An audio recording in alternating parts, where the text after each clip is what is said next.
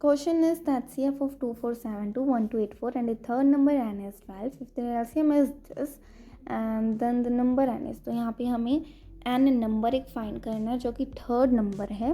First number हमें दे रखा है this and second this and LCM हमें दे रखा है दिस. सो सबसे पहले हम 2472 एंड 1284 की प्राइम फैक्टर्स निकाल लेंगे. n नंबर हमें फाइंड करना है. n नंबर हम कैसे फाइंड करेंगे, चलिए देखते हैं और इसे समझते हैं एक एग्जांपल से. सो एग्जांपल के लिए हम फर्स्ट नंबर ले लेते हैं 9, second number 3 and third number 6. सो 9 के प्राइम फैक्टर बनेंगे 3 इंटू 3 के बनेंगे 3 इंटू 1 एंड 6 के बनेंगे 2 इंटू 3 इंटू 3 को आप 3 स्क्वायर एंड 3 इंटू 1 को आप 3 ही लिखेंगे, 2 इंटू 3 को आप 2 इंटू 3 ही लिखेंगे. HCF आपका निकलेगा 3, क्योंकि यहाँ पे कॉमन है तो HCF 3 आएगा. LCM क्या आएगा, आप यहाँ से देखिए तो जो कॉमन है सबसे पहले आप उसे लिखेंगे एंड जो बच गया है 3 आप उसे लिख के एंड 2 जो बचा है आप उसे लिखेंगे. अगर आप यहाँ से देखें तो जो 3 में से हाईएस्ट पावर वाला नंबर होगा आप उसे ऐसे लिखेंगे 3 स्क्वायर एंड जो नंबर बचा 2 है उसे आप लिख लेंगे.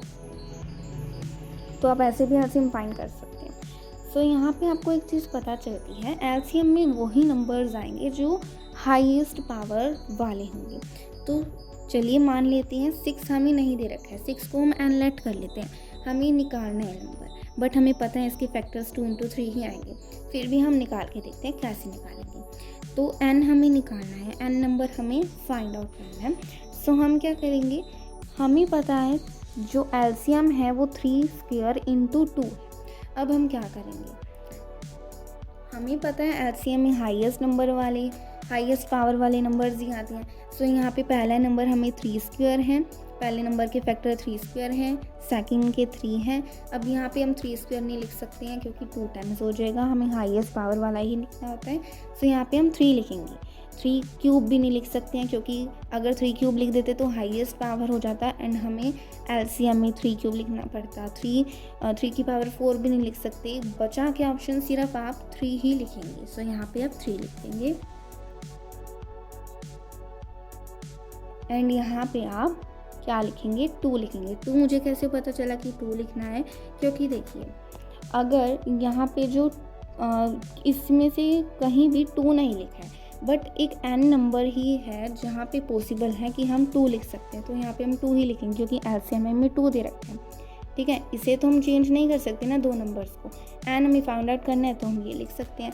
सो n हमारा क्या निकला 3 इंटू 2. तो यहाँ पे भी जो हमारा 6 की फैक्टर्स बन रहे थे प्राइम फैक्टर्स वो भी आई हैं 2 इंटू 3. सो ऐसे करके हम जो मिसिंग नंबर होता है हम उसे फाइंड कर सकते हैं. तो चलिए यहाँ पे भी हम n नंबर फाइंड आउट कर लेते हैं जिसमें हमें 2 नंबर्स के प्राइम फैक्टर्स दे रखे हैं, यानी कि हमने निकाले हैं एंड LCM हमें पहले का दे रखा है. तो चलिए फाइंड आउट करते हैं. अब देखिए यहाँ पे LCM में हमें पता है हाईएस्ट पावर वाले नंबर्स ही आएंगे. सो यहाँ पे पहले का ही हमें हाईएस्ट पावर वाला नंबर दे रखा है. यहाँ पे 2 स्क्वायर है, यहाँ पे 2 क्यूब है. सो यहाँ पे भी जो पहला नंबर होगा आपका 2 स्क्वायर होगा क्योंकि आप ज़्यादा लिख नहीं सकते. अगर ज़्यादा लिखेंगे तो LCM में गड़बड़ हो जाएगी. सो यहाँ पे आप 2 स्क्वायर ही लिखेंगे, इसके जैसा ही लिखेंगे जैसे हमने इस केस में किया था. ठीक है, नेक्स्ट नंबर हमारा क्या बनेगा, 3 स्क्वायर बनेगा. क्यों 3 स्क्वायर बनेगा, क्योंकि हमें फर्स्ट नंबर में 3 दे रखा है, सेकंड नंबर में भी 3 दे रखा है. सो हाईएस्ट पावर कौन सी बनी, ऑब्वियसली 3 स्क्वायर यहाँ पे आप लिखेंगे. ठीक है, तभी तो LCM में 3 स्क्वायर आया. ठीक है, अब हम क्या लिखेंगे, यहाँ पे LCM में 5 दे रखा है, इन दोनों में से कहीं भी 5 नहीं है तो आप यहाँ पे 5 लिख देंगे. ठीक है, अब आप ये मत सोचिएगा कि आप 103 एंड 107 भी यहाँ पे मल्टीप्लाई करके लिख देंगे, आप ये नहीं लिखेंगे.